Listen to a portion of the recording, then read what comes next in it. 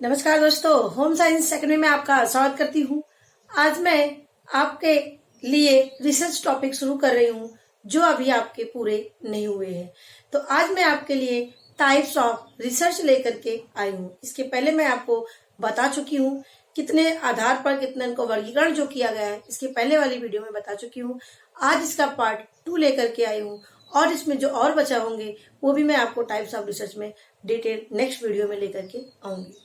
तो आइए देखते हैं पार्ट 2 में टाइप्स ऑफ रिसर्च, जहां से क्वेश्चन आपके ज्यादातर फर्स्ट पेपर में और सेकंड पेपर में उठते हैं, ये मैं आपको बताऊंगी। तो चलिए देखते हैं। यहाँ पर हमने लिया है फंडामेंटल रिसर्च। क्या है फंडामेंटल रिसर्च? जिसको बोलते हैं, क्या बोलते हैं, जिसको pure research, basic research, theoretical research कहते हैं। इसका नाम आप याद रखिएगा। क्या क्या नाम है? Pure research, theoretical research, basic research और फंडामेंटल रिसर्च। इतने नामों से ये जाना जाता है। तो ये जो रिसर्च होता है फंडामेंटल रिसर्च, ये क्या होता है? एक फॉर्मल होता है और सिस्टमैटिक वे होता है रिसर्च करने का। यानी एक फॉर्मल और सिस्टमैटिक प्रोसीजर होता है। किसके लिए? एक थ्योरी या मॉडल या कोई रूल या कोई कह सकते हैं नियम को बनाना होना होता है। तो उस समय जो है फंडामेंटल रिसर्च को किया जाता है। और जो फंडामेंटल रिसर्च होता है, इसमें डिस्कवर किया जाता है क्या क्या? जनरलाइजेशन और प्रिंसिपल, यानी एक नए सिद्धांत का और सामान्यीकरण का निर्माण इस फंडामेंटल रिसर्च में किया जाता है। ये प्योर रिसर्च होता है, बेसिक रिसर्च होता है, जिसमें सारी चीजें एक तथ्य पर, सत्य पर आधारित होती हैं। ऐसे ही रिसर्च को हम फंडामेंटल या प्योर या बेसिक रिसर्च कहते हैं, जो फॉर्मल होता है, सिस्टमैटिक होता है, इसमें थ्योरी और मॉडल का डेवलपमेंट करते हैं।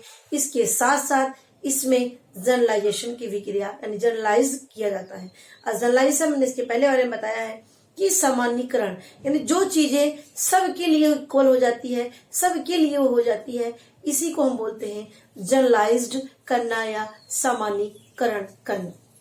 अब आते हैं, दूसरा हमारा है अप्लाइड रिसर्च। अब देखिए, जो फंडामेंटल रिसर्च में नियम, कानून, कोई भी मेथड, मेथोलॉजी, सारी चीजें इस रिसर्च में बनाई जाती है। यानी कोई चीज का निर्माण करना हुआ तो निर्माण करने का काम क्या होता है? फंडामेंटल रिसर्च में होता है। और जो हमारा अप्लाइड रिसर्च होता है, जिसको हिंदी में हम बोलते हैं व्यवहारिक अनुसंधान। क्या बोलते हैं? व्यवहारिक अनुसंधान होता है। और ये अनुसंधान क्या होता है? जो फंडामेंटल के द्वारा नियम, कानून, विधि जो भी बनाई गई है, इसको व्यवहारिक रूप में उसको उतारना, व्यवहारिक रूप में उसका प्रयोग करना। ऐसा कह सकते हैं कि जो हमारी जो प्रेजेंट टाइम में जो कोई प्रॉब्लम होती है, उसका सॉल्यूशन करने के लिए अप्लाइड रिसर्च का प्रयोग करते हैं। जैसे इसमें हमने यहाँ पे लिखा है finding practical value in actual problem of solution. यानी जो एक्चुअल प्रॉब्लम होती है तुरंत की, उसको हम क्या बोलते हैं? उसी का सॉल्यूशन करने के लिए क्या करते हैं? अप्लाइड रिसर्च करते हैं। अप्लाइड की हिंदी होती है व्यवहारिक, यानी जो हमारी समस्या हो प्रेजेंट टाइम में, जिसमें जो समस्या होती है उसका सॉल्यूशन करने के लिए अप्लाइड रिसर्च करते हैं। लेकिन जो फंडामेंटल रिसर्च होता है, इसमें नए नियम, कानून, विधि कोई भी इसमें बनाने का, निर्माण करने का काम हमारा फंडामेंटल रिसर्च करते हैं। ये जो यहाँ पर निर्माण हुआ रहता है, उसका प्रयोग हम इस सेंस में, यानी इस अप्लाइड रिसर्च में करते हैं, व्यवहारिक रूप में उसका अप्लाई करते हैं। अब देखिए, इसी में आता है हमारा एक्शन रिसर्च और टेक्नोलॉजी रिसर्च। इसके पहले मैंने आपको डिटेल किया था इसको, तो यहाँ पर मैं एक्शन रिसर्च की डिटेल करूंगी। एक्शन रिसर्च क्या होता है? जो इसमें एक शब्द आप हमेशा याद रखिएगा, इमीडिएट या अर्जेंट। दो शब्द याद रखना, इमीडिएट या अर्जेंट सॉल्यूशन हमें ढूंढना हुआ, अर्जेंट प्रॉब्लम कोई हो या इमीडिएट कोई प्रॉब्लम को तुरंत तुम्हें आंसर उसको ढूंढना हुआ, उसको रिसर्च उस पर करना हुआ, तो कौन सा होता है? एक्शन रिसर्च होता है। तो एक्शन रिसर्च, जिसको हम क्रियात्मक अनुसंधान कहते हैं, और इसका प्रयोग जो होता है मुख्य रूप से क्या करते हैं? इसमें जो अनुसंधान संस्थान होती हैं, स्कूल, और इसके साथ साथ लोकल कंसर्न में, और इसके साथ साथ जो क्लासरूम कोई प्रॉब्लम होती है उसका अध्ययन करने के लिए एक्शन रिसर्च करते हैं।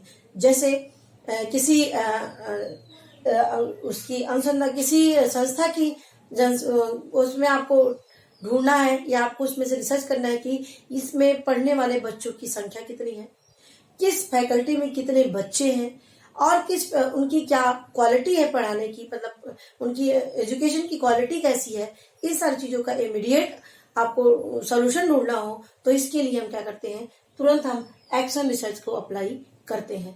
या टीचर की संख्या कितनी है, कौन सा टीचर क्या सब्जेक्ट पढ़ाता है, उनके पढ़ाने का तरीका क्या है, उनकी क्या प्रॉब्लम बच्चों में आ रही है उनको समझने में, ये सारी चीजों का अध्ययन करने के लिए हम क्या करते हैं, एक्शन रिसर्च करते हैं। तो एक्शन रिसर्च का मतलब होता है कि जो तुरंत हमें इमीडिएट उसका अर्जेंट में हम उसका सॉल्यूशन ढूंढते हैं, वो हमारा क्या होता है, एक्शन रिसर्च होता है। तो 2 शब्द इसमें याद रखना क्या होता है, इसमें हमारा इमीडिएट और अर्जेंट सॉल्यूशन ढूंढने के लिए एक्शन रिसर्च करते हैं।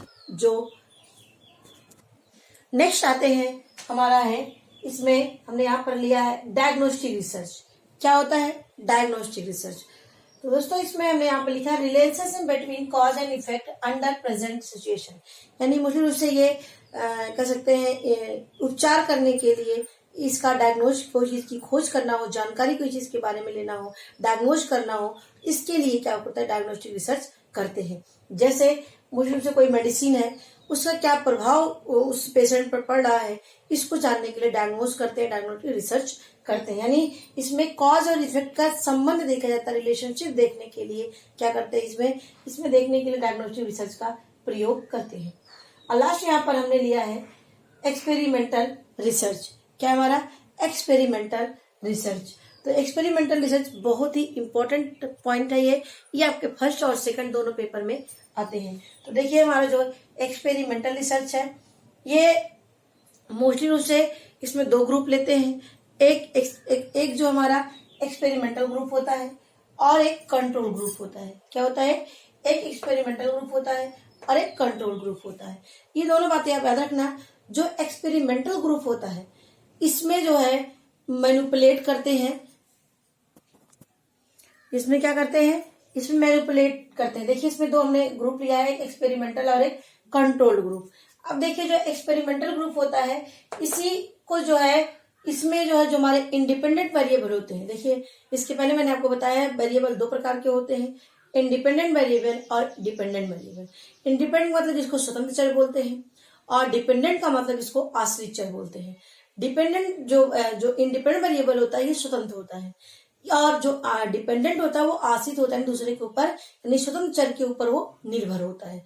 तो कोई भी चीज को रिसर्च करना होता है तो जो हमारा इंडिपेंडेंट वेरिएबल होता है उसी को हम करते हैं, उसी पर हम क्या करते हैं, उसी को ही मैनिपुलेट किया जाता है। यानी जो हमारा एक्सपेरिमेंटल ग्रुप में हमारा आता है, जिसमें ये मैंने यहाँ पे लिखा है एक्सपेरिमेंटल ग्रुप, इसी को ही क्या होता है उसमें इंडिपेंडेंट वेरिएबल को क्या करते हैं, मैनिपुलेट करते हैं। जैसे आपको देखना है कि शराब पीने से फेफड़े का रोग होता है, शराब पीने से फेफड़े का कैंसर होता है। तो शराब हमारा क्या हुआ, वो हमारा एक्सपेरिमेंटल ग्रुप हुआ। हमने शराब को लिया, वो इंडिपेंडेंट वेरिएबल को हमने मैनिपुलेट किया। अब उस शराब का मानव पर या उसको फेफड़े पर मानव के क्या प्रभाव पड़ रहा है, वो हमारा इफेक्ट हुआ, यानी वो हमारा कंट्रोल ग्रुप हुआ। तो यानी जो इंडिपेंडेंट वेरिएबल है इसमें हम स्वतंत्र चर को लेते हैं, यानी शराब लिया या तंबाकू लिया, तंबाकू खाने से मुंह का कैंसर होता है। तो ये सारी चीजें लेने जो हम टॉपिक खुद से जो रिसर्चर मैनिपुलेट करता है या खुद से उसको सिलेक्ट करता है, वो हमारा क्या होता है, वो एक्सपेरिमेंटल ग्रुप होता है। दूसरा जिस पर उसका प्रभाव पड़ रहा है वो हमारा कंट्रोल्ड ग्रुप होता है। क्या होता है, कंट्रोल ग्रुप होता है, जिस पर उसका असर देखते हैं, प्रभाव देखते हैं कि शराब पीने से तंबाकू खाने से उस मानव पर उसका प्रभाव पड़ रहा है, इसी को बोलते हैं कंट्रोल्ड ग्रुप। तो इसमें 2 बातें आप याद रखना। एक्सपेरिमेंटल ग्रुप जो होता है जिसमें दो चीजें लेते हैं, एक्सपेरिमेंटल ग्रुप होता है और एक कंट्रोल ग्रुप होता है। एक्सपेरिमेंट रिसर्च में जो एक्सपेरिमेंटल ग्रुप होता है उसमें इंडिपेंडेंट वेरिएबल में मैनिपुलेट करते हैं और जो कंट्रोल ग्रुप होता है उसमें डिपेंडेंट वेरिएबल को लेते हैं, उसमें सिलेक्ट करते हैं कि इसका प्रभाव इस पर पड़ेगा, इसको सिलेक्ट करते हैं। तो ये दोनों बातें आप याद अवश्य रखिएगा। यही आपके मूल से इस तरह से क्वेश्चन आते हैं। और एक चीज याद रखना इसमें, कॉज और इफेक्ट। कॉज यानी कॉज हमारा एक्सपेरिमेंटल में होगा, यानी इंडिपेंडेंट वेरिएबल को इसमें मैनिपुलेट करते हैं, और इफेक्ट हुआ जिस पर उसका प्रभाव देखा जाता है, यानी डिपेंडेंट वेरिएबल होता है। तो स्वतंत्र चर और आश्रित चर। स्वतंत्र चर जिसको रिसर्चर के द्वारा सिलेक्ट किया जाता है और आश्रित चर जिस पर उसका प्रभाव देखा जाता है। तो कॉज और इफेक्ट का जो होता है इस एक्सपेरिमेंटल ग्रुप में उसका देखते हैं, उसके प्रभाव को देखते हैं। तो ये हमारी वीडियो जिसमें हमने आपको बताया मुख्य रूप से फंडामेंटल रिसर्च को। एक यहाँ पर आपको छूटा है इम्पीरिकल रिसर्च। देखिए जो इम्पीरिकल जो रिसर्च होता है यह मुख्य रूप से हमारे एक्सपीरियंस और ऑब्जर्वेशन पर आधारित होता है। कैसे? जैसे हमें कोई चीज की वजह से, मान लीजिए कि कोई टॉपिक हमने लिया, अब उसमें एक्सपीरियंस हमारा क्या कह रहा है। जैसे मान लीजिए अभी इस समय कोरोना को टॉपिक यहाँ पर ले लेते हैं। कोरोना जैसे इस समय हो रहा है तो यहाँ पर हम देखेंगे कि कोरोना की वजह से लोग बाहर नहीं निकल पा रहे हैं। बहुत लोगों का जो है नुकसान हो रहा है, फिजिकल रूप में, मेंटल रूप में भी। मेंटल रूप में मतलब कि वो मानसिक तनाव से ग्रसित हो रहे हैं। तो और इससे हम क्या करें, ऑब्जर्व कर रहे हैं कि इसका क्या प्रभाव पड़ा है। यानी हम खुद से क्या करते हैं, उसको ऑब्जर्व कर रहे हैं, उसका क्या प्रभाव पड़ा है, और एक्सपीरियंस यानी हमारा एक्सपीरियंस क्या कह रहा है। इन दोनों को मिलाकर के जो रिसर्च करते हैं वो हमारा इम्पीरिकल रिसर्च होता है। तो इम्पीरिकल रिसर्च मुख्य रूप से हमारे एक्सपीरियंस और हमारे निरीक्षण या ऑब्जर्वेशन पर ही आधारित होता है। ऐसे रिसर्च को हम इम्पीरिकल रिसर्च कहते हैं। तो अप्लाइड रिसर्च यानी फंडामेंटल का जो व्यवहारिक रूप में उसको अपनाते हैं हमारा अप्लाइड रिसर्च होता है। अप्लाइड रिसर्च यहाँ पर दो प्रकार का हमने लिया है, एक एक्शन और एक टेक्नोलॉजिकल। जो एक्शन होता है इसमें इमीडिएट और जो तुरंत के हमें रिजल्ट लेना होता है तो हम एक्शन रिसर्च करते हैं। टेक्नोलॉजी का मतलब होता है जब कोई नई टेक्नोलॉजी कोई बनी होती है और उस टेक्नोलॉजी को हम अपने उसमें अप्लाई करते हैं, जीवन में अप्लाई करते हैं उसको, इस विधि को यहाँ पर हम प्रयोग करते हैं टेक्नोलॉजी के रूप में, हमारी टेक्नोलॉजिकल रिसर्च होती है। तो अब इसमें डायग्नोस्टिक रिसर्च ने बताया और एक्सपेरिमेंटल रिसर्च बताया। तो ये हमारा है वीडियो, और इसके बाद मैं इसमें और भी आपको कुछ टॉपिक बचा हुआ है वो भी मैं आपके लिए लेकर के आऊंगी। तो यदि मेरी वीडियो आपको अच्छी लगी होगी तो लाइक करिएगा, शेयर करिएगा और हमें कमेंट में बताइएगा। यदि मेरी पहले वीडियो आप देख रहे हो तो सब्सक्राइब अवश्य कर लीजिए। इससे आपको कोई भी टीचर से संबंधित तैयारी कर रहे हो, इससे आपको अवश्य मदद मिलेगी। तो मेरी वीडियो देखने के लिए आपको धन्यवाद।